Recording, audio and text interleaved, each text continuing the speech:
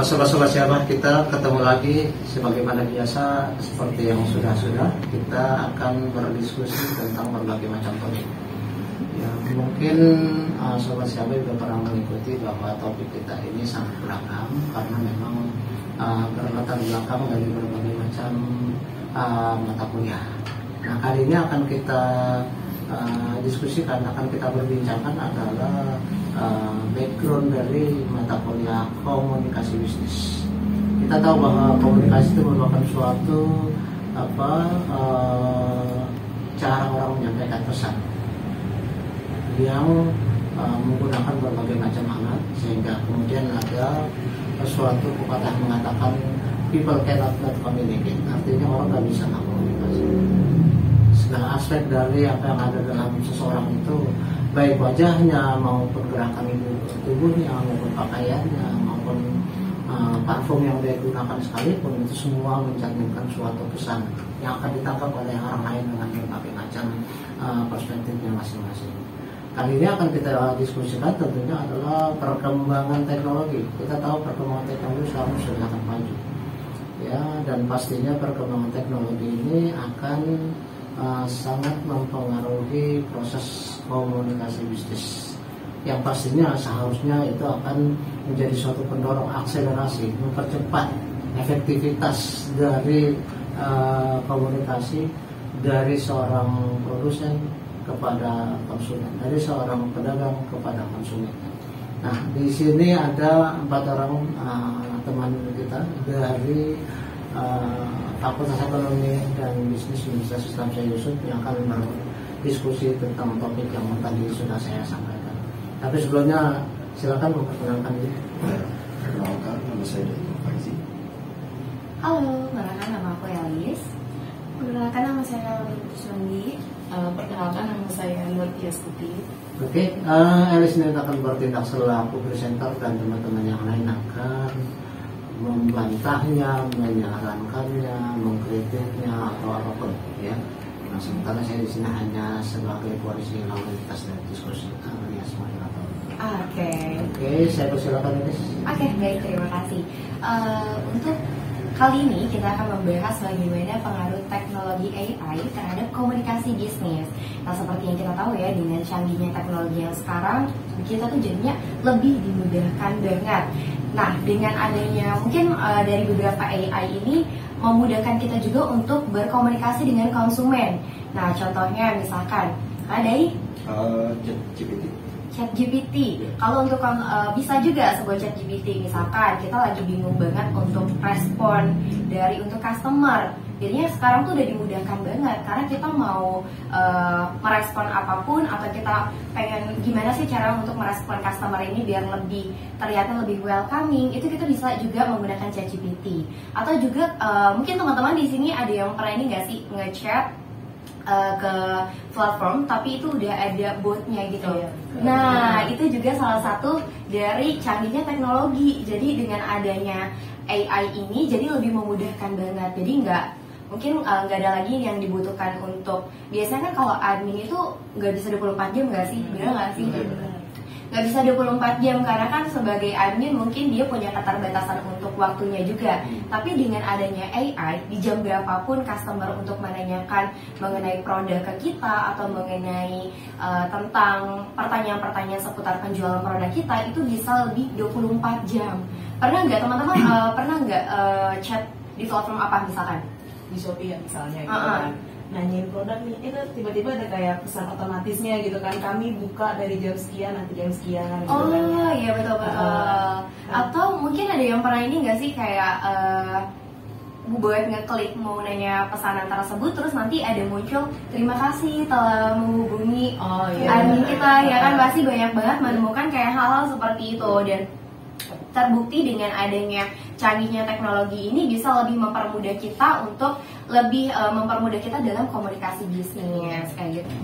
Begini, kadang-kadang bukan kadang-kadang pastinya suatu teknologi itu ada plus minusnya. Betul. Plus minusnya itu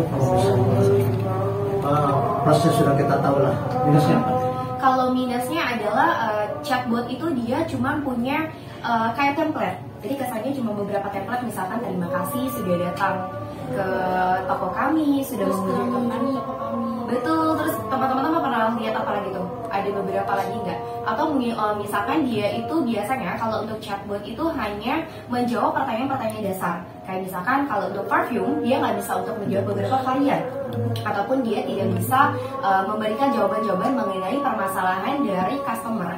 Tapi hanya sebagai yang tadi saudara Dai bilang, kalau saya itu sebagai backup gitu. Jadi kayak dia hanya memberikan announcement bahwa nanti akan direspon oleh admin kita atau oleh customer service kita. Biasanya dia juga menyantumkan jamnya jam berapa untuk jam operasionalnya kayak gitu. Selain dari ChatGPT, apa yang Anda tahu mempermudah proses komunikasi bisnis? Mungkin apa ya, dari Google Scholar gitu untuk mencari sebuah jurnal-jurnal gitu. Nah, kita bisnis. Kalau jurnal-jurnal biasanya kan akademik. Bisnis. Mungkin yang dimaksud adalah untuk melihat jurnal-jurnal mengenai analisis atau mungkin mengenai, kita kan untuk berbisnis juga harus perlu untuk analisisnya, jadi mungkin itu juga dijadikan sebagai acuannya atau referensinya kayak gitu, Mbak. Kalau ini gimana? Kalau medsos seperti Snap Video, TikTok, itu gimana pengaruh terhadap komunikasi bisnis? Pengaruh media sosial. Kan banyak tuh, ada TikTok, ada Snack, ada Short, ada YouTube, ada Facebook. Nah, mereka itu pengaruhnya terhadap percepatan peningkatan promosi apa? Terhadap penjualan sih, Pak. Gimana? Kayak jual-jual produk-produk gitu, terus dibikin video-video gitu. Kayak dibikin menarik. Gimana sih kan? Khusus untuk TikTok misalnya, gimana kreativitasnya? Kalau menurut saya ya, dengan adanya platform seperti TikTok, Shopee, ataupun Snap Video itu malah bisa memperluas jaringan untuk penjualan.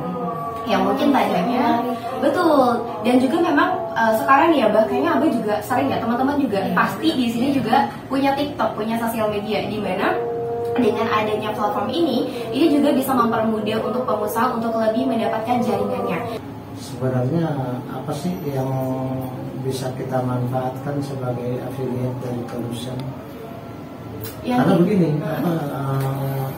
selaku pembina UKM, saya malah punya banyak sekali UKM yang tersebar seluruh Indonesia ini. Sebagai misal kemarin saya kan baru dari Banjarmasin, sebelumnya saya ke Semarang, sebelumnya lagi saya ke Riau. Bahkan saya mulai dari tahun 1993 saya punya banyak pembinaan. Apa yang harus saya lakukan supaya saya bisa menjadi affiliate? Kalau untuk jadi affiliate itu sebetulnya dari platformnya. Jadi misalkan sebenarnya kita membahas soal affiliate terlebih dahulu. Menurut saya affiliate ini sebuah peluang yang bisa dimanfaatkan oleh UMKM atau juga untuk para pengusaha-pengusaha bisnis yang baru, di mana dengan bantuan affiliate, bayangkan misalkan produk Abah, misalkan produk Vas Bunga ini dipromosikan oleh 10 afiliator, di mana di masing-masing affiliate itu dia viewersnya bisa 100 atau bisa lebih. Kebayang nggak dari 100 per orang dan dipromosikan sama 10 orang, seberapa banyak yang melihat produk Abah? Jadi artinya menurut saya sebagai pengusaha juga tentunya atau sebagai buat teman-teman yang baru punya usaha juga wajib juga nih untuk buka affiliate untuk para afiliator, jadi biar bisa mempromosikan produknya. Nah, gimana sih caranya untuk jadi affiliate atau gimana caranya supaya kita bisa daftar affiliate? Nah, kita bisa pilih salah satu, Abah mau pakai platform Shopee atau TikTok. Berarti saya daftar ke... Ada, jadi dari dua platform ini dia punya program affiliate. Gimana caranya mereka menghitung aktivitas saya? Kalau itu sebenarnya TikTok dan juga Shopee itu dia punya trafficnya masing-masing. Kalau misalkan untuk Shopee dia itu mainnya quantity, jadi sehari bisa 15, sehari bisa 10 video kita uploadnya ya. Jadi memang kalau Shopee itu mereka traffic, semakin kita sering buat video itu makin sering kita untuk mendapatkan komisi. Sedangkan kalau TikTok dia itu mainnya kualitas, jadi bukan quantity. Jadi kalaupun di TikTok sehari uploadnya sekali itu nggak masalah, asalkan kita kualitas videonya tuh bagus. Mungkin teman-teman juga sering banget lihat di TikTok banyak afiliator tapi dia tuh videonya bagus banget. Iya. Nah, jadi memang kalau dari si TikTok sendiri dia memang fokusnya adalah ke kualitas videonya. Kayak gitu. Cara daftarnya gimana ya, bisa bergabung dari programnya. Jadi memang ada tampilannya untuk join affiliate Shopee maupun TikTok kayak gitu. Yang lebih saya inginkan sebenarnya dari para UKM itu memiliki suatu keterampilan langsung mereka sendiri, ya baik melalui affiliate maupun mereka secara mandiri. Karena UKM yang saya bina ini mayoritas adalah ibu-ibu. Seluruh Indonesia itu mayoritas ibu-ibu yang saya bina. Jadi satu pelatihan yang terdiri dari 30 orang itu boleh tidak dikatakan 20 orang itu ibu-ibu. Mungkin adalah sekitar 7 orang laki-laki dan kemudian 3 orangnya adalah yang masih muda. Nah, bagaimana saran Anda supaya para pengusaha ini, apalagi yang di desa-desa itu kan mereka boleh dikatakan nggak ngerti gitu. Apa bisa Anda sarankan supaya mereka juga bisa memanfaatkan bagaimana pengembangan promosi mereka melalui media sosial? Oke, saya punya channel YouTube yang saya punya subscriber yang masih sedikit sih, baru 7.500. Itu banyak banget. Ya, enggak lah, penontonnya aja baru 350.000. 3.000 lagi salah nih, Bang. Kalau subscribernya 3.000 lagi udah jadi salah dia, Bang. Terus ini yang belum itu jam tayang. Oh, jam tayang.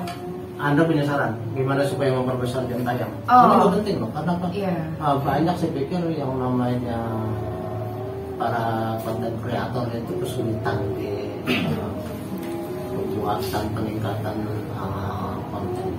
Pembuatan peningkatan konten. Sorry, bukan konten, jam tayang. Jam tayang. Oke, sebelumnya mungkin kita bahas soal konten dulu kali ini.